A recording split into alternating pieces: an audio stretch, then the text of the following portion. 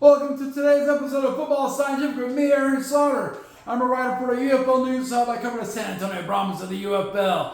The CFL News Hub, I cover the Hamilton Tiger-Cats of the CFL. FootballAnalysisOne.com, I cover the Cincinnati Bengals. On Football Scientific, we talk about the IFL, the Indoor Football League, the NAL National Arena League, and the ELF European League of Football. Today's a catch-up day. I've been very busy this week and also felt ill. So I had to overcome that, and we're going to get caught up everything today, including our Friday Prediction-Palooza. Worked out. I have the schedule. The football schedule doesn't start till tonight with the UFL, even though I didn't get a chance to make a video Wednesday or Thursday. We get to make up for it, maybe even Tuesday, because of the CFL draft. We're watching that draft and covering that. So today we're going to catch up with all the recent football news and dig into this. Okay, so here we go. Football Scientific. Joining me is my guest host, Wolfie D. Wolfie D in the house. I'm back, y'all. Went on vacation for 2 days in Tahiti. I'm back. Fire up. Tahiti is awesome. Okay, you went to Tahiti, Wolfie D? I did go to Tahiti, yeah. Had a good time, and had some Mai Tais and stuff. Version ones. No, never mind. I'm an old dog. I'm a Wolfie D. All right, now we're not judging you, Wolfie D. So first, let's get into Prediction-Palooza. Whoop, whoop, whoop, Prediction-Palooza. We're starting off with it. Tonight there's a game, UFL game. So that's going to be the primary, what we want to hit first is the UFL game. So tonight, Friday, May 2nd, 8 p.m., the Arlington Renegades, who are 3-2, are traveling to the St. Louis Battlehawks, who are 3-2. Once again, the Arlington Renegades are in probably the game of the week as they battle for XFL Conference playoff position. The DC Defenders knocked them off last week, making them 3-2. The St. Louis Battlehawks upset the Michigan Panthers to go 3-2. We're in the Battle Dome in St. Louis, America's Dome. So I see the Arlington Renegades coming in there. If St. Louis plays like they did against Michigan, quarterback Max, quarterback, I don't know, but he had a great game. He blew it up. Max Duggan blew it up against the Michigan Panthers. That's the best I've seen him play. Probably the best I've ever seen him play. Arlington Renegades struggled against DC Defenders. They jumped out to a lead, but they couldn't hang on to the lead. They struggled to run the ball consistently after the first couple weeks of the season. So this is going to come down to, you got Arlington Renegades, who have a strong running game, generally, and you have the St. Louis Battlehawks, who have the best defensive rushing defense in the league. So I'm going to say it's going to come down to Luis Perez and Max Duggan, and whoever wins that matchup is going to win this game. Boom. I have this game going 24-23 to St. Louis. I have them beating the Arlington Renegades and moving back into potential playoff position with 4 weeks left to go after this week. With a 24-23 win over the Arlington Renegades. The total points to be 47. DraftKings agrees. They have the St. Louis Battlehawks being a negative 1.5 point favorite. Putting Arlington Renegades at a positive 1.5. The over-under is 42.5. So if I had to bet on this, I would actually bet on the Renegades with points. I would take Renegades with the 1.5 points. I think it's going to be a close game. And I would take the over on this, okay? Take the over. And I would take the Renegades with 1.5 points. Take the points, okay? I think it's going to be a close game. I've been wrong before, of course. Next, Saturday, May 3rd, 12 p.m. Eastern. That game's on Fox tonight, y'all. Arlington versus St. Louis is on Fox tonight at 8 p.m. Tomorrow, Saturday, May 3rd, 12 p.m. Eastern, ABC. The Memphis Showboats. 1-4, they play the Houston Roughnecks, 2-3 after beating the Brahmas last week. Houston Roughnecks, if they win this game, they have a chance to get into a playoff position based on how Birmingham and Michigan play. So it's a big week for the Roughnecks. The C.J. Johnson-led Roughnecks are not a complete dumpster fire. They got a chance to move into playoff position. We'll see if they can do it. They played the Memphis Showboats, who beat a Case Cookus team led by Birmingham Stallions. Big win over Birmingham Stallions, but not as big as Case Cookus, the quarterback. But Dylan Wynn will come out for Memphis Showboats. Also, they picked up running back Wes Hills this week So maybe they'll have a stronger running game and maybe make it happen.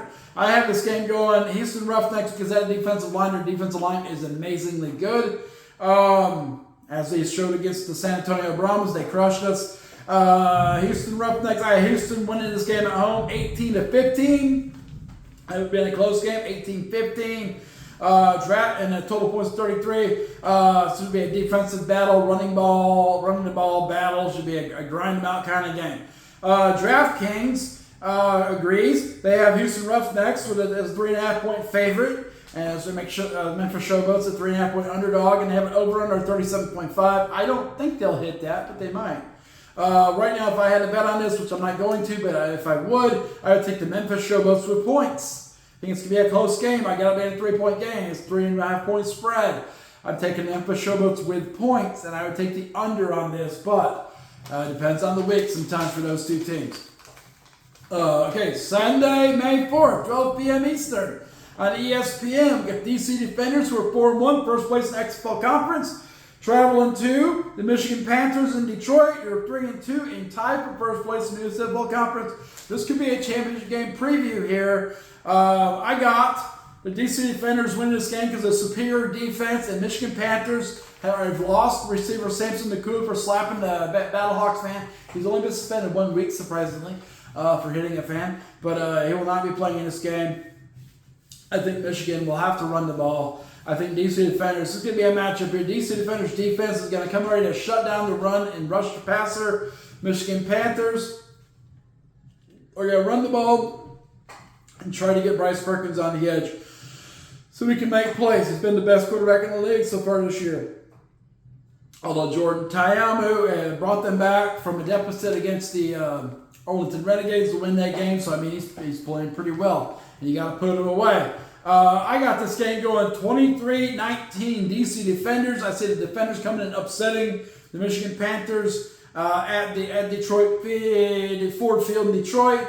I got the total points being 41. Okay, DraftKings has something similar. So they have Michigan Panthers being a 2.5-point favorite. Okay, the DC Defenders is a 2.5-point underdog. Over/under 42.5. I think it's going to go under that. I think the DC Defenders defense will rule today. I think they're going to win the game 23-19. If I had to bet on it, I would take the DC Defenders with points. That's the best bet to me. And the over/under, I take the under on that. But the over/under is way more risky than the DC Defenders with points. I'm taking DC Defenders with points. I think they'll get the upset.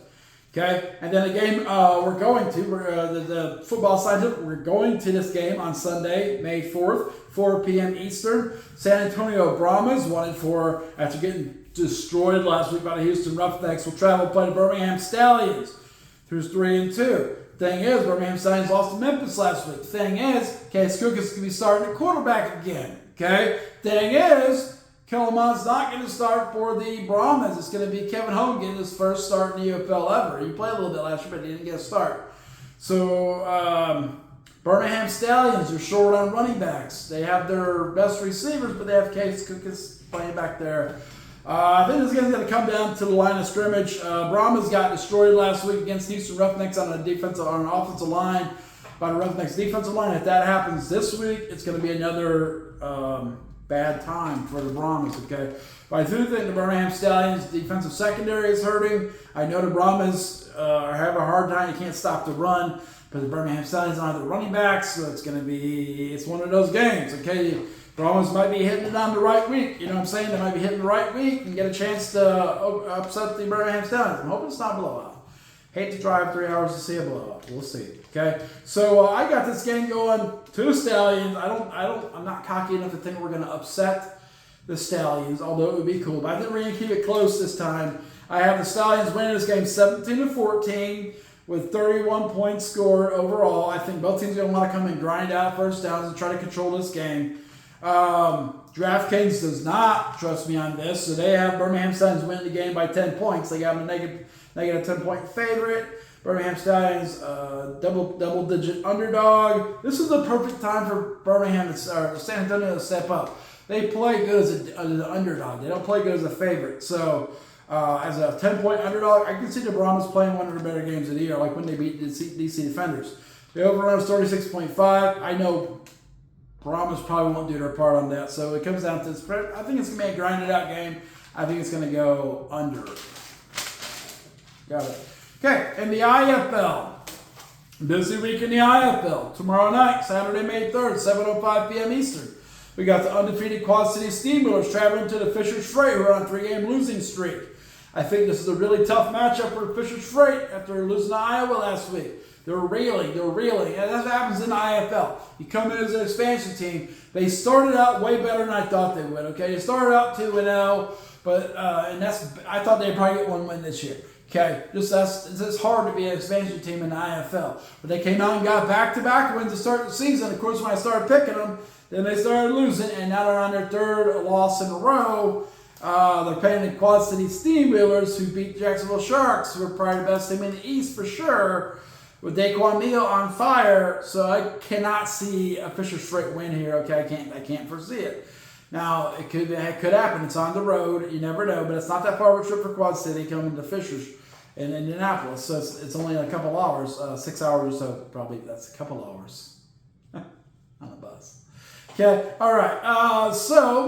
I got Quad City Steamrollers winning this game 47-41 over the Fisher's Freight. I think Fisher's Freight will keep it close. Their defense is in the game. I think unless Keegan Shoemaker melts down again or Jaya Wright comes in and melts down, I think the Fisher's Freight will be in the game. They're solid. They're just not, they don't have enough to get over the top. They're playing the best team in the East right now. I got Steamwheelers winning 47-41. I haven't seen the Steamwheelers blow and win out except for the Sharks last week, and the Sharks did not have any real running back. So Fisher's Freight seem to have everything intact. So I mean, I think it'll be a tough game. Okay, DraftKings agrees with me. They have the Quad City Steamrollers as a 6.5-point favorite. Fisher's at a 6.5-point underdog. Over/under is 85. I say it's going to go over. I think it's going to go over. I think I've seen both teams, average over 40 points. I think it's going to go over. I think it's going to go 88. If I was going to pick a team to win, I would pick the Steamwheelers on the money line. Okay, I can't see a way the Fisher's Freight are going to win this game. But they've done stuff like that before. But I think they're reeling right now. It's just the wrong time to hit the Steamwheelers. Kind of the opposite with the Brahmas situation. Brahmas are hitting the Stallions when the Stallions are reeling, so it might be a good time to hit it. Saturday, May 3rd, 7:05 p.m. Eastern. Iowa Barnstormers 1-3 travel to the Jacksonville Sharks 3-2. Jacksonville Sharks still short on running back. Jacksonville Sharks lose 2 games in a row. Okay, Jacksonville Sharks reeling right now. They're a 3-0 start. They're reeling right now. Iowa Barnstormers, they got their first taste of blood against the Fisher's Freight last week. They picked up a win. They're going on the road. I would hate to pick the Iowa Barnstormers here. I would hate to pick the Iowa Barnstormers. They're so inconsistent. They don't run the ball well. I don't think Jacksonville can run the ball either.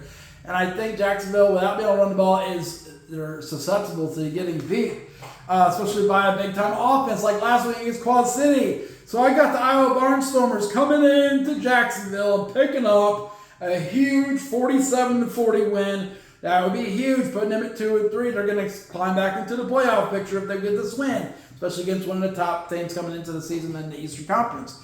They're just reeling right now. They're in a prime spot to get an upset. So I say Iowa wins this game 47-40. Total points 87. DraftKings, of course, does not agree with me. I went out on a limb on this one.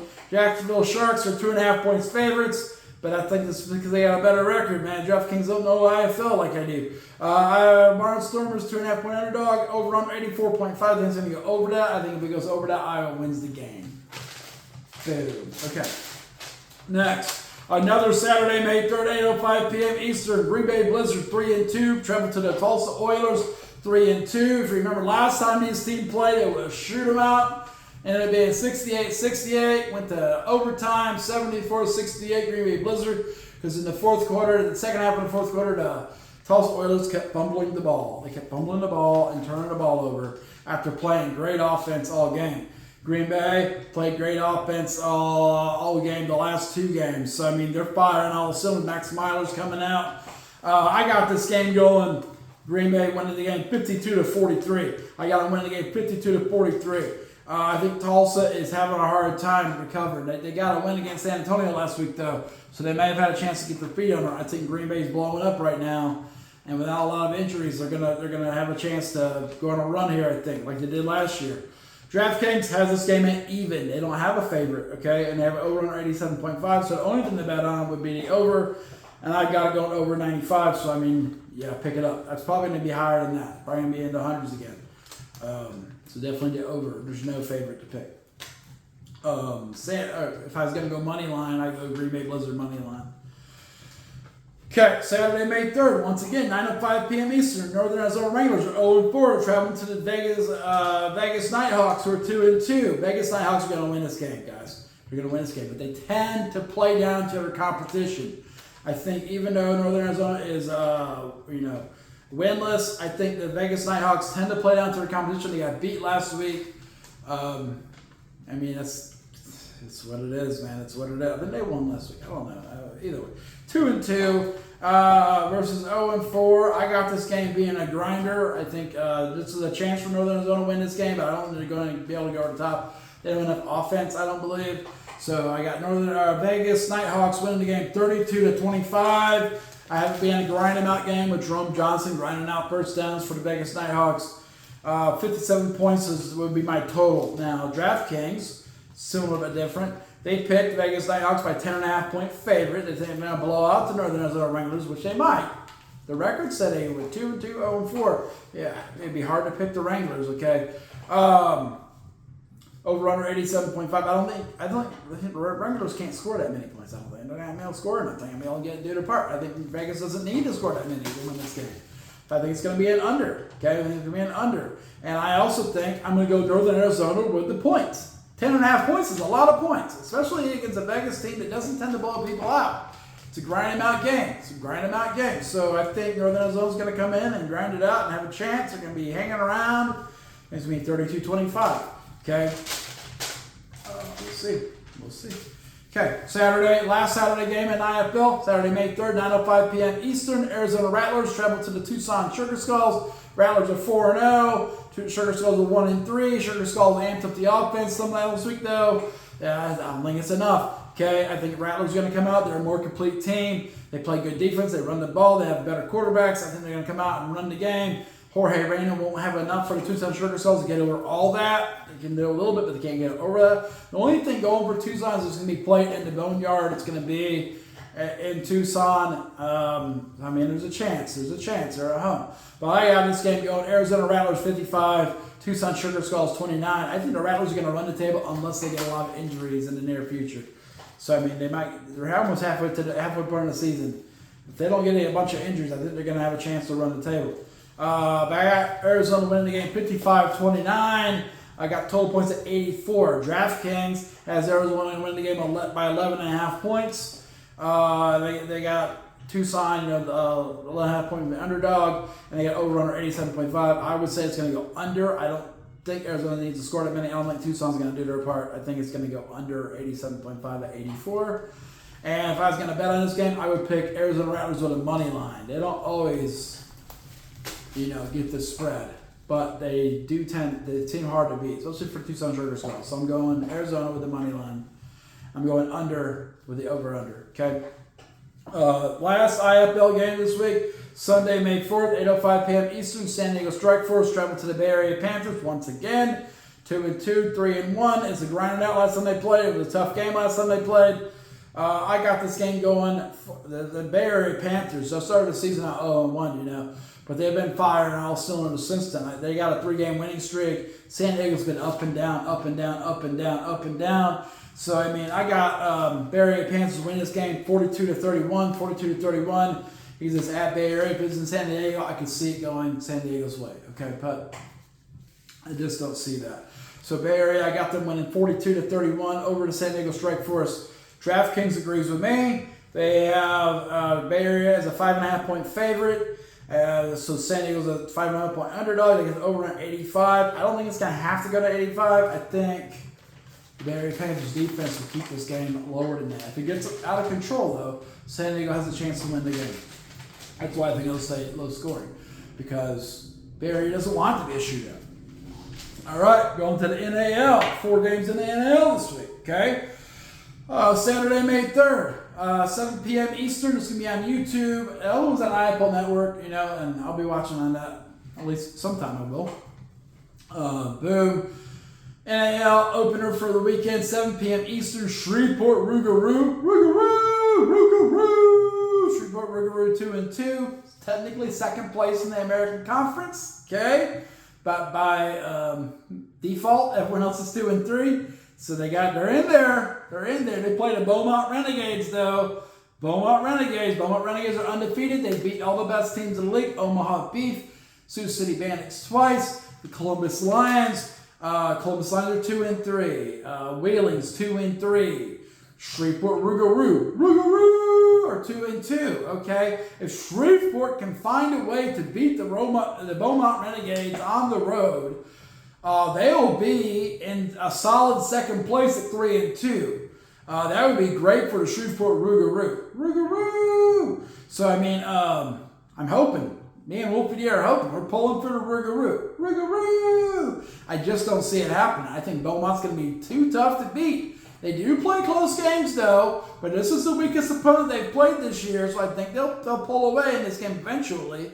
So 4-0 Beaumont Renegades hosting Shreveport Rougarou. They're right next to each other in terms of space. It's not a very long drive. I don't think the road has anything to do with it, but I do have Beaumont. Shreveport's not played good against good teams.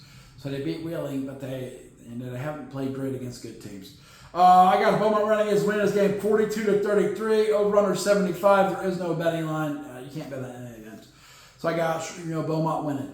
In a makeup game, because no Carolina Cobras, no Christie Tritons. Saturday, May 3rd, 7:30 p.m. Eastern. Get the Omaha Beef hosting the Dallas Falcons from the IFA. I think this will be a blowout. Remember, Shreveport blew out the Dallas Falcons in their preseason game. I think they got beat by Omaha by 20 points or so. So I got Omaha Beef winning this game against Dallas Falcons 54-10. Total points 64. Okay.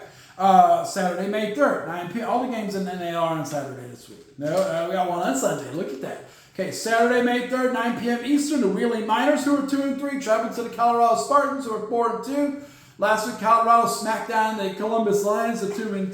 They're facing another American Conference team. It's 2-3. I think this will be a tough game. Colorado Spartans did not blow out the Columbus Lions. They competed. They battled it out. So I think Colorado Spartans are going to win. I think they're the better team. I think they're going to win this game against the Wheeling Miners on the road.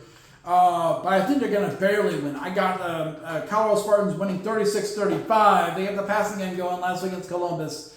So I think they're going to win the game 36-35. Alexis Rosario is probably going to be on fire against this Wheeling Miners team. That's going to be a difference in this game. Total points is 71. I got Colorado Spartans winning this game at home against the Wheeling Miners. It's 9 p.m. Eastern on YouTube. Okay, Sunday, the lone Sunday game in the NAL, 7 p.m. Eastern. We get the Sioux City Bandits, who are 2-3, last place in the National Conference technically, facing the Idaho Horsemen at Idaho. Generally, Idaho got a win because they blew out a bad team. They've been good against bad teams, including Carolina Cobras, who are now gone for the year.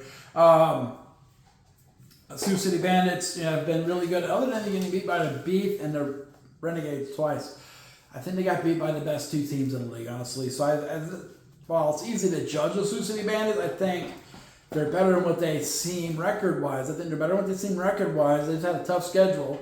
I think the Sioux City Bandits go to Idaho and win this game 34-24, 58 total points. I think it's going to be a grinded out. I think Sioux City is going to grind out the clock. Idaho can't match that energy. Idaho cannot match the energy. They're just going to pass the ball. They're going to turn it over. Okay. CFL. Lots of stuff going to CFL to the CFL draft. BC Lions signed national long snapper Cameron Foran from Acadia. They signed national offensive lineman Alex Berwick from Western University. Calgary Stampeders signed national offensive lineman Christopher Fortin from UConn. He played at UConn, University of Connecticut. They signed American wide receiver Joseph Gata. Okay, Gata. I think it's Korean. They signed national defensive lineman Max von Muldorf. Okay. Joseph Gata played at Clemson. Okay.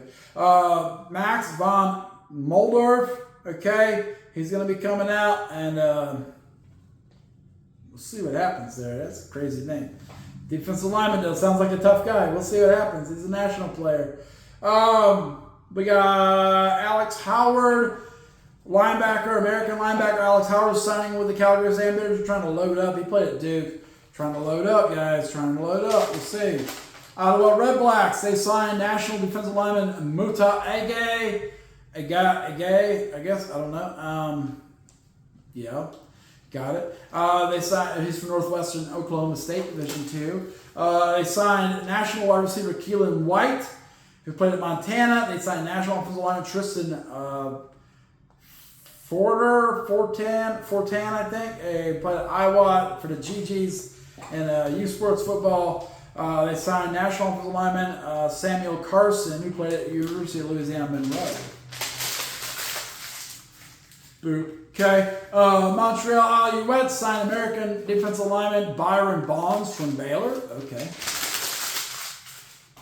Boop. Okay. All right. Hamilton Tiger Cats signed 3 people. So they signed 3 people this 2 days ago, Thursday. I was waiting for today's CFL transactions, and they just wouldn't load. So they didn't have any, or they're all going to be available when I get done with this video, and I'll announce them tomorrow. But I will be putting an article about these 3 signings, most likely tonight, sometime tonight on CFL News Hub. The Hamilton Ticats, if you remember, they drafted, if you remember my articles, I didn't really talk about this in my articles in CFL News. So I covered the global draft and I covered the CFL draft for the Hamilton Ticats. Okay, so I got 2 articles there. They drafted global punter Josh Green, who played at Oregon State as a punter. He's from Adelaide, Australia. He's been signed. He's officially on the roster, so he's going to come into camp. They signed American quarterback Tyler Huff, who's interesting. He played at Jacksonville State in 2024. He played in 14 games, went 178 for 190 or 292, 61% completion rate, 2,545 yards, 14 touchdowns, 7 interceptions. He's a pretty good player. Jacksonville State, they're FBS right now. So, I mean, he's coming in. He's 6'1", 216. They got a ton of quarterbacks in Hamilton. I think he's just a camp. He's a camp quarterback. But he might beat out some people. So, I mean, there's always a chance in the CFL, guys. They signed Hamilton Tigers signed American defensive back Eric Haney. He comes in, and he played at the University of San Diego, the Toreros. From 2020 to 2024, he played 42 games. He had 5 interceptions, 2 touchdowns for interception, 10 interceptions for touchdowns. Played in the Pioneer Conference, non-scholarship conference, FTS. He had 105 solo tackles, 42 assists, 14 tackles for loss, 2 sacks. We'll see how it goes. I'll be having that article coming out either tonight or tomorrow morning.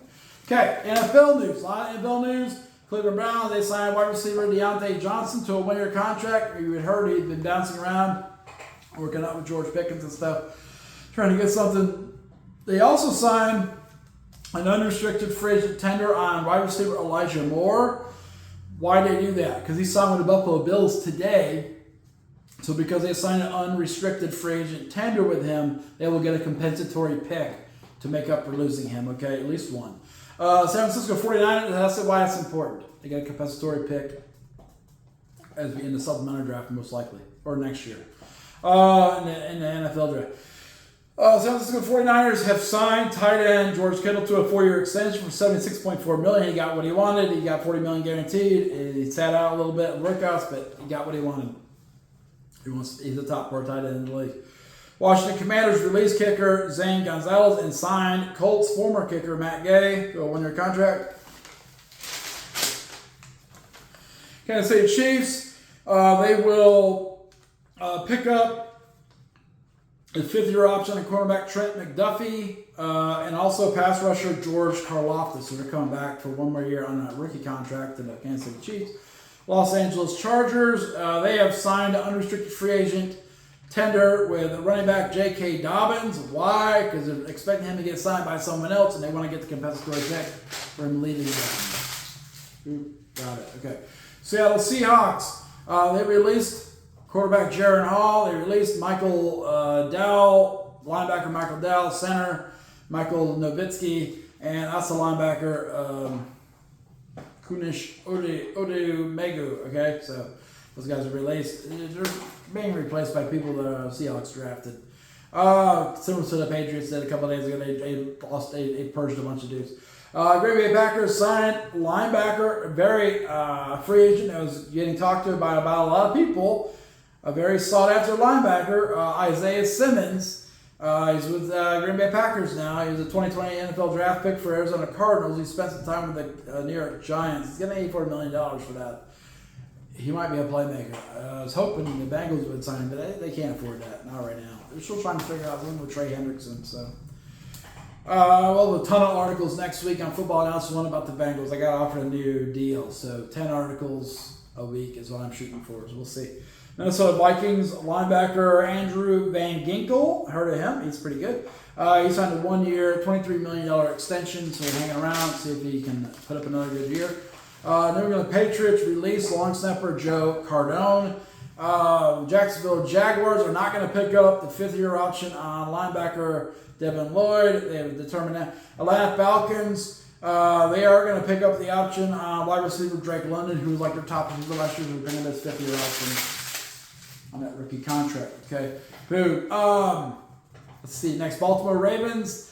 They're going to pick up the 5th-year option on safety Kyle Hamilton, and also their GM Eric DeCosta says they want to get a multi-year deal put in place. They want to keep him long-term to pair up with Malachi Starks. It's going to be rough in the AFC North, as always. It's going to be loaded. It's always loaded defensively. New York Jets, except for the Bengals. We're never loaded defensively. New York Jets quarterback Jordan Travis, who played for Florida State. Remember, he missed the last part, a couple of games of Florida State, keeping him out of the college football players. He got drafted last year, the 5th-round pick by the Jets. He's retiring. He's tapping out. He got injured again, and he just doesn't want to work around it. He's just tired of it. Buffalo Bills, as I foreshadowed, they have signed former Browns wide receiver Elijah Moore, 1-year contract, $5 million, gives them another wide receiver. What they need, no matter what their GM says, their GM saying it's crazy. Everyone thinks they need a receiver, but they need a guy who can stretch the field. That's why they lost again against Kansas City. They didn't have anyone who can stretch the field, guys. And it's going to be Pick City. Because for Josh Allen, he's a great runner and he's a decent quarterback. He throws a really nice deep ball, but he doesn't always throw the underneath passes on time. He runs around a ton. And that leaves you open for interceptions. I think they need a deep threat. And Elijah Moore might be it. And that also gives the Browns a compensatory pick, which is lame. Boo. Boo Browns. Go Bengals. Las Vegas Raiders named Brian Stark as their new assistant GM and Jonathan Stiegel as their assistant director of college scouting. So he's a scouting director for them. Green Bay Packers, they are not going to pick up their 5th-year option on rookie Quay Walker, rookie contract to Quay Walker, but they would like to re-sign him to a contract extension, so they're not going to pick up his 5th-year option for 2026. But they would like to keep him and pay him more money. Bold move. Pittsburgh Steelers, they signed wide receiver Robert Woods, who's coming from the LA Rams. He's got a 1-year contract. That's a big pickup for the Steelers. They're getting a lot of good weapons. They signed the quarterback. Are they trying to entice Aaron Rodgers? I don't know. It's hard to say. Philadelphia Eagles have signed a bunch of draft picks. You know, Howie Roseman for them, he knows what he's doing. The rest of the league, he's very similar to what the Patriots used to be like before Belichick left, you know. And you gotta follow what they're doing. Follow the Eagles' foundation right now. They're showing people how to build a championship team and maintain it. So they did sign 5th round draft pick from this year, linebacker Smail Munden, to a 4-year contract of $4.595 million. They did sign quarterback Kyle McCord. They picked up offensive tackle Miles Hinton and offensive linebacker Antoine Powell Riley, I think. So Riley. So the Eagles are signing their draft picks. They're getting them in. San Francisco 49ers signed tight end Ross Dwelley to a 1-year deal. A blocking tight end, Ross Dwelley. He's had a long time. He was with the 49ers before. Then went to the Falcons. And they come back to 49ers. He's a blocking tight end for the most part. Cleveland Browns running back Jerome Ford is getting a pay cut from $3.40 million to $1.75 million. They got to pay all these quarterbacks. You got to pay all the quarterbacks they have. 5 quarterbacks.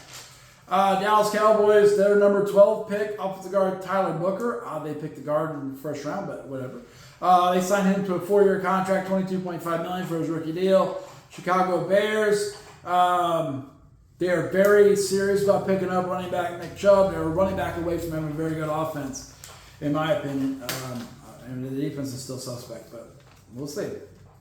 Cincinnati Bengals, they're expected to trade a linebacker, Jermaine Pratt. He had a pretty good year last year, 2024, 140 tackles, 2 interceptions, 2 forced fumbles, but he's not a transcendent player, okay?